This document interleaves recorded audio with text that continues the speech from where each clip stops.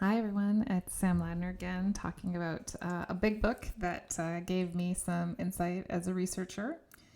And this is a whole series of little videos I'm doing introducing you to some books that are useful. This one is called Understanding Ignorance: The Surprising Impact of What We Don't Know by Daniel DiNicola. So I found this book when I was looking for books on epistemology to help me do some teaching I've been doing. So I was looking for things about the scientific method and how do we know what we know. And this book popped. And I thought, oh, okay, it's not exactly about the scientific method, but it's cool. So I started reading it. And what I found really useful about this book is that it gave me a typology of types of ignorance. So how do we know things? How do we not know things?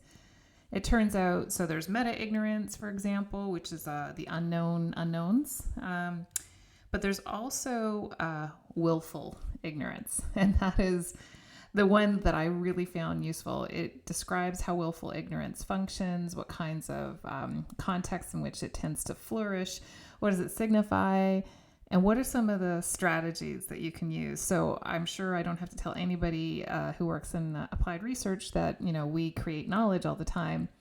And you're going to have moments where there's, meta ignorance, but there's also going to be willful ignorance.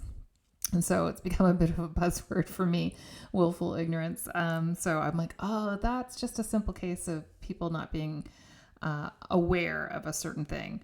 That's a case of, nope, they actually were very well aware, but they are willfully ignorant about it. And I've got to pull out some different strategies to deal with that kind of ignorance. So, Understanding Ignorance: The Surprising Impact of What We Don't Know by Daniel DiNicola. Thanks. Until next time. Bye.